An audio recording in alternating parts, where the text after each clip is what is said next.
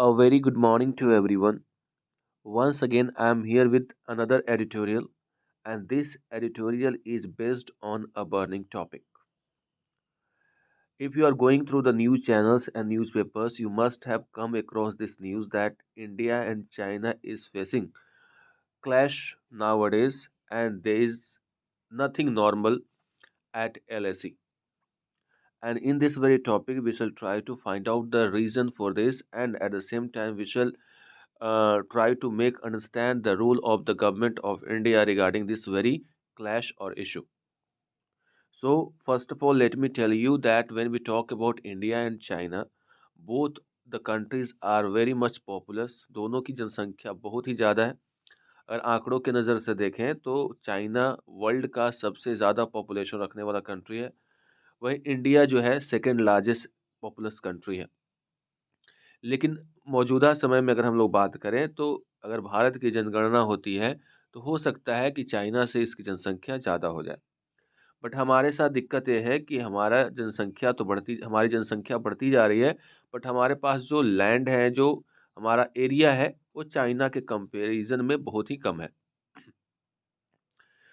दूसरी ओर चाइना की जो विस्तारवादी नीति है, इसके जितने भी पड़ोसी देश हैं वो परेशान हैं, और उसमें भारत जैसे जैसे कि हमारा एक कंट्री, वो भी परेशान है चाइना के इस पॉलिसी के कारण। यानी चाइना चाहता है कि वो और भी अपने एरिया का विस्तार करता रहे। अभी फ़िलहाल अगर आंकड़ा देखें भारत के लिहाज से और चाइना के लिहाज से, तो हमारा टोटल 3,488 किलोमीटर का जो बॉर्डर है वो चाइना के साथ शेयर होता है। ये अगर आप नोट करना चाहें तो कर सकते हैं। ये अप्रॉक्सीमेटली, क्योंकि हमारे उसके बीच में काल्पनिक कई ऐसी जगह हैं, रेखाएँ हैं, जहाँ पे केवल माना जाता है कि इतना है। तो 3,488 ये आंकड़ा है। इतना किलोमीटर का बॉर्डर शेयर करते हैं हम लोग चाइना के साथ। अगर कभी-कभी ऐसा भी पूछा जा सकता है आपसे कि कौन-कौन सा ऐसा राज्य है जिसकी सीमाएँ मिलती है चाइना के साथ, शेयर होती है, तो ये है जम्मू एंड कश्मीर, जिसमें लद्दाख भी आ जाएगा। तो जे एंड के कह सकते हैं, जम्मू एंड कश्मीर हो गया। हिमाचल प्रदेश की सीमा भी मिलती है इसके साथ, फिर उत्तराखंड की मिलती है, ठीक है? आप कह सकते हो सिक्किम की भी मिलती है, सिक्किम हो गया, उत्तराखंड हो गया, और अरुणाचल प्रदेश, जहाँ पे अभी मौजूदा समय में अरुणाचल प्रदेश जो है, जहाँ पे अभी स्थिति देखने को मिली है, जो तवांग की जो वैली है या एरिया जो है, वो उत्तराखंड, सॉरी, अरुणाचल प्रदेश में। तो ये कहानी थी इसकी, चाइना और इंडिया की। अब शुरुआत करते हैं इस एडिटोरियल में। एडिटोरियल की बात करें तो पहला लिखा हुआ है वार्निंग साइन। ये चेतावनी के चिन्ह है, यानी जो स्थिति है अभी, वो आपको वार्न कर रहा है कि अभी भी सुधर जाओ, नहीं तो बहुत ही ज़्यादा प्रॉब्लम क्रिएट कर सकता है चाइना। इस एडिटोरियल में बात होगी on a fresh India China face of. Face of का मतलब झड़प होता है, यानी दोनों के बीच में जो फेस ऑफ हुआ है, यानी आमने सामने से जो टकराव हुई है, उसके बारे में हम लोग बात करने वाले हैं। India can not wish away, बहुत ही इंपॉर्टेंट फ्रेज है, इसको आप नोट डाउन कर लीजिए। विश अवे का मतलब होता है कि to do nothing and expect that everything will be okay. यानी कुछ नहीं करना और एक्सपेक्ट करना कि सब कुछ ठीक हो जाएगा, that is called wish away. तो कहा जा रहा है कि India can not wish away the situation, जो अभी परिस्थिति है उसमें भारत इसको अवॉइड नहीं कर सकता है। यानी भारत ये नहीं सोच सकता है कि चलो अभी ये जो प्रॉब्लम आई है कुछ दिन में ठीक हो जाएगा, ऐसा नहीं कर सकता है। On the Chinese border by staying silent, यानी भारत जो है इसको नकार नहीं सकता है, इग्नोर नहीं कर सकता है चाइनीज बॉर्डर का मामला चुप रह करके। ये कहना चाह रहा है, यानी भारत को अब कुछ करना होगा, ऐसा कहा जा रहा है। Another attempted transgression by the Chinese military. Transgression का मतलब होता है किसी भी चीज़ का उल्लंघन करना। तो भारत और चाइना के बीच में जो समझौता है, उसका उल्लंघन इज ऑल्सो कॉल्ड ट्रांसग्रेशन। तो एक बार और कोशिश की गई है चाइनीज मिलिट्री के द्वारा ट्रांसग्रेशन का, यानी उल्लंघन का। This time in the Tawang sector in the eastern section of the India China boundary.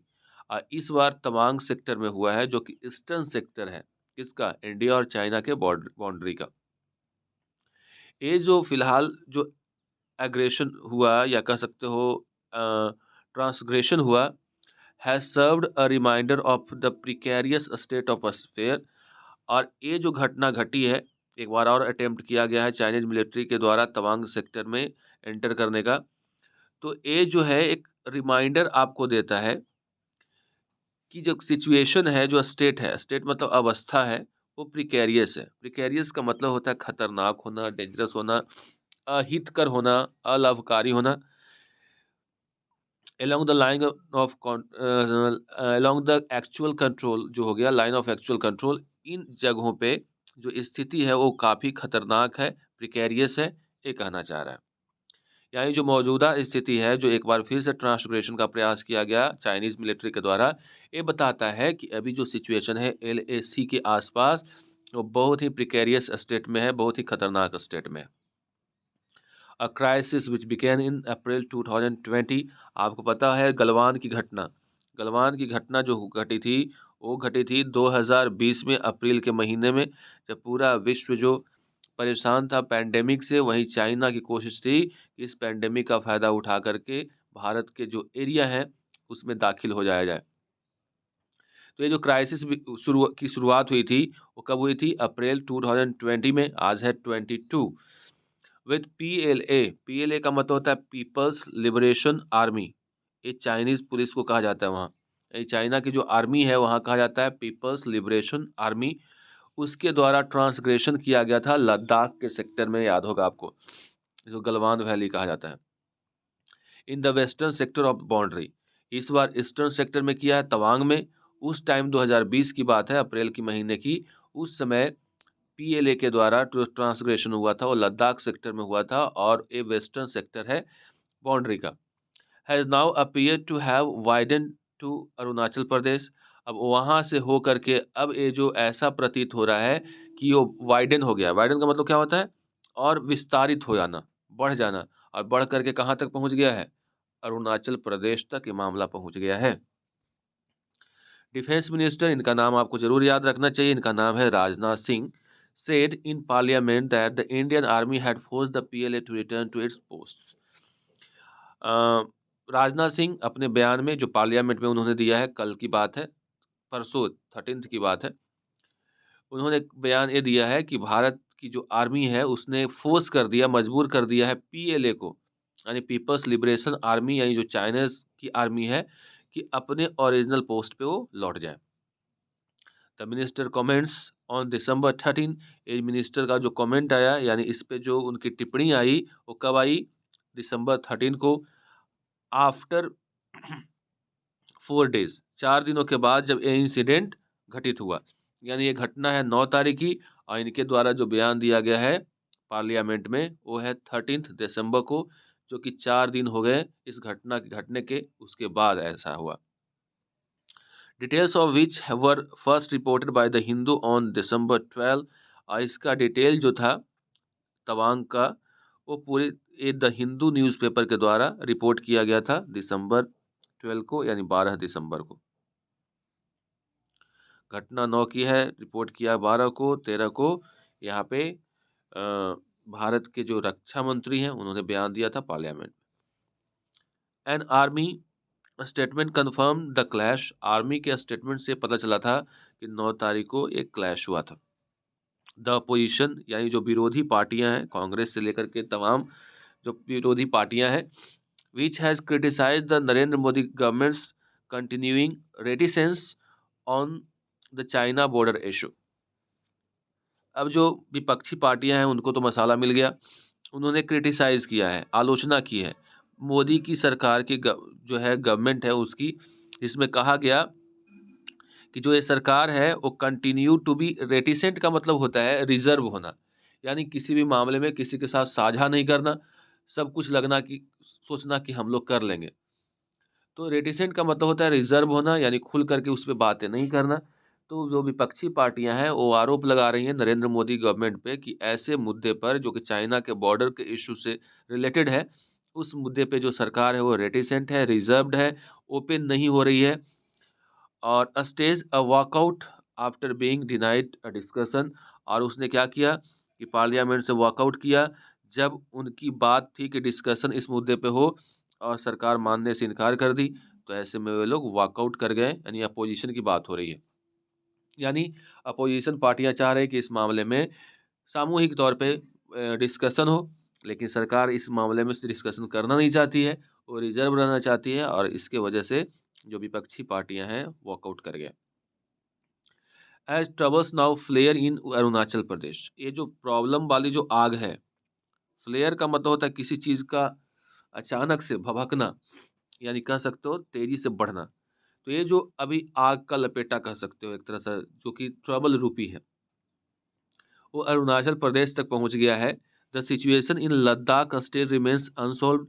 वहीं अगर लद्दाख जो पिछले साल, पिछले नहीं 2020 का मामला है, जहाँ पे वो प्रॉब्लम अभी भी क्या है, अनसॉल्व्ड है, यानी यहाँ का अभी प्रॉब्लम सॉर्ट आउट नहीं हुआ है। India's aid to resume patrolling in any of the 5 disengagement areas where temporary buffer zones have been established. अभी भी जो पेट्रोलिंग एरिया है वहाँ पे डिसंगेजमेंट के बाद, डिसंगेजमेंट का मतलब क्या होता है, मान लो कि दोनों के बीच में झड़प हुआ यहाँ पे, ठीक है, और यहाँ पे झड़प होने के बाद मान लिया जाए कि दोनों में फिर से बातचीत शुरू हो गई, तो कहा जाता है कि आप जिस पोस्ट में थे वहाँ जाइए, मैं जहाँ था वहाँ जाऊँगा। तो ये हो गया डिसंगेजमेंट, यानी आर्मी को वापस का लौट जाना वापस अपने पोस्ट के पास। अब बफर जोन क्या होता है, एक पर्टिकुलर एरिया होता है दोनों के बीच में, जहाँ पे कहा जाता है कि ना आप यहाँ आ सकते हैं और नहीं मैं इधर आऊँगा, ये बीच में गैप रहेगा, उसको बफर जोन कहा जाता है। तो भारत को अभी पेट्रोलिंग के लिए 5 जो डिसएंगेजमेंट की जो एरियाज हैं वहाँ पे लौटना है, मतलब नहीं लौट पाया है, ऐसा कहना चाह रहा है। While the Chinese military remains on India side, लेकिन भारत उधर नहीं पहुँच पाता है, लेकिन चाइना की जो मिलिट्री है वो भारत के साइड तक पहुँचा हुआ है एलएसी में। इन 2 अदर फ्रिक्शन पॉइंट, जो फ्रिक्शन जहाँ विवाद का मुद्दा है, उन जगहों पे एलएसी के आसपास, भारत के बाउंड्री के आसपास व एरिया के आसपास चाइना के जो मिलिट्री हैं वो पहुँचे हुए हैं।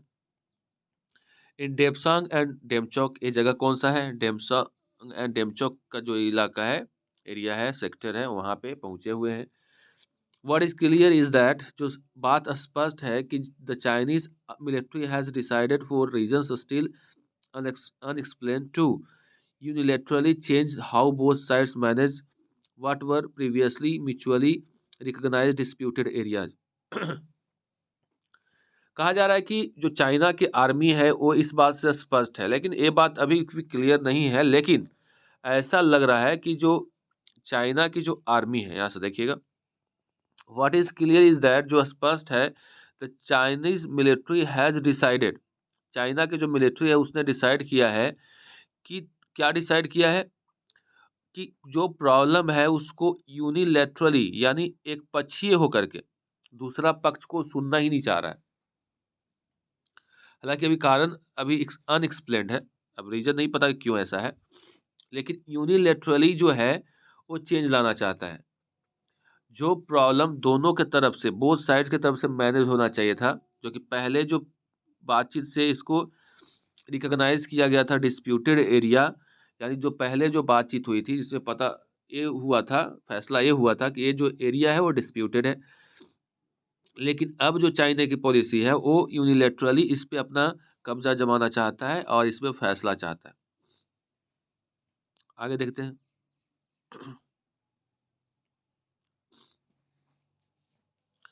Managing what has become a live border after 3 decades of relative piece.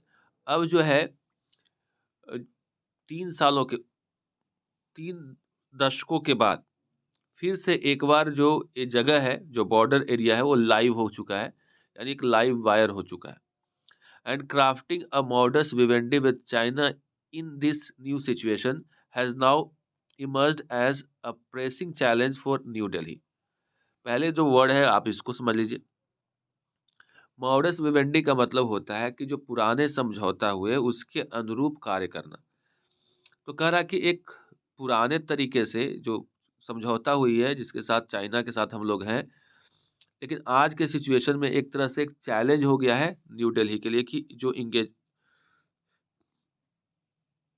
जो भारत और चाइना के बीच में जो पुराने समझौते हुए थे उसके अनुसार चलना एक तरह से अब चैलेंज हो गया भारत सरकार के लिए। This is both a military and political challenge. ये केवल पॉलिटिकल मतलब होता है, राजनीतिक चैलेंज नहीं है, बल्कि एक मिलिट्री चैलेंज भी है। यानी मिलिट्री चैलेंज भी है, यानी आर्मी के लिए भी चैलेंज है और हमारे पॉलिटिकल पार्टीज़ या फिर कह लो एक राजनीतिक तौर पे जो भी सत्ता में है, उसके लिए भी चैलेंज है। Addressing it will require as a first step transparency. अगर इस प्रॉब्लम को अगर आपको सॉल्व करना है, तो इसमें आपको ट्रांसपेरेंसी दिखानी पड़ेगी। बात सब स्पष्ट होना चाहिए। यहाँ पे देश को गुमराह करने की कोशिश नहीं होनी चाहिए। यानी आपको रेटिसेंट नहीं होना है, आपको ट्रांसपेरेंट होना है। यानी क्योंकि ये किसी पार्टी का मामला नहीं है, ये देश का मामला है और जहाँ देश का मामला है उसमें पक्ष, विपक्ष, जनता सब एक हो जाते हैं और ऐसे में अगर कोई चीज़ छुपाया जाता है जनता से तो खतरनाक हो सकता है। तो यहाँ पे सरकार को ट्रांसपेरेंसी यानी ट्रांसपेरेंट होना पड़ेगा and taking the opposition and public along on the issue far too important to be led by apparent consideration over optics. और यहाँ पे अपोजिशन को, साथ ही जो लोग हैं उनको भी लेकर के चलना होगा ऐसे इशू पे, जो कि अगर चाहते हैं कि कुछ ऑप्टिक्स हो। ऑप्टिक्स का मतलब होता है, ऐसे तो प्रकाश होता है, लेकिन ऑप्टिक्स का मतलब पॉजिटिव हो। Those consideration also appear to be one factor behind the continuing freeze in high-level political contact with China. Those considerations जो चीज़ें हैं, ऐसा प्रतीत होता है कि इसके पीछे का एक हो सकता है कि हम लोग लगातार हाई लेवल पॉलिटिकल कांटेक्ट नहीं रख रहे हैं चाइना के साथ। ये चाइना के साथ हमारी बातचीत नहीं हो रही है। With prime minister Modi and president Xi Jinping avoiding a formal meeting. Bharat के प्रधानमंत्री मोदी और चाइना के जो प्रेसिडेंट हैं शी जिनपिंग, वो अवॉइड करते हैं formal meeting at two recent multinational summits. जो ये मल्टीनेशनल समिट्स हुए थे जैसे G20 वगैरह, उसमें भी भारत और चाइना के जो प्रतिनिधि हैं या फिर कह लें कि भारत के जो प्रधानमंत्री हैं और चाइना के जो प्रेसिडेंट हैं, उनके बीच में फॉर्मल मीटिंग नहीं हुई है। दोनों अवॉइड करते हैं एक दूसरे से मिलने को। यहाँ पे कहा गया है। अब देखते हैं आगे। दैट ए की दैट का मतलब considering that the leaders have not spoken for more than 3 years। ये जो लीडर्स हैं यानी जो दोनों नेताओं की बात हो रही है, मोर देन 3 साल से इसकी बातचीत नहीं हुई है। बेरिंग का मतलब होता है एक्सेप्शन, अपवाद। Barring an exchange of pleasantries at the G20 summit. एक अपवाद है कि G20 समिट हुआ था तो केवल इनफॉर्मल, प्लीजेंट्रीज का मतलब क्या होता है, इनफॉर्मल बातचीत करना, not formal. Eight the G20 summit में मिले थे तो इनफॉर्मल तरीके से बातचीत हुई थी। Is an untenable situation as risk continue to rise along the border. ये जो है अनटेनेबल का मतलब इसका कोई अंत नहीं है, ऐसा सिचुएशन बना हुआ है, यानी जिसको सुलझाना मुश्किल है। As the risk continue to rise, क्योंकि रिस्क बढ़ता जा रहा है अलोंग द बॉर्डर, बॉर्डर के आसपास। Resumption of dialogue will at the very least allow India to convey its concern at the highest level. अगर कहा जा रहा है कि एक रिजम्पशन होगा यानी बातचीत की अगर शुरुआत फिर से होगी, तो कम से कम भारत जो है अपनी चिंताओं को समझा पाएगा हाईएस्ट लेवल पे। The public also remains largely in dark. जो लोग हैं वो भी उनको अंधेरे में रखा जाता है on the events that have transpired along the borders. जो बॉर्डर्स के आसपास जो घटनाएं घटी है उसको लेकर के वहाँ के पब्लिक को भी गुमराह किया जाता है, उनको भी डार्क में रखा जाता है। एज वेल है, साथ ही साथ द डेवलपमेंट्स, क्या क्या गतिविधियां वहाँ पे बढ़ती जा रही है, has led to loss of life of 20 Indian soldiers. ये जो गतिविधियां हैं, डेवलपमेंट्स है, जिसकी वजह से 20 लोगों की जान चली गई थी, 20 सोल्जर्स की जान चली गई थे 2020 में।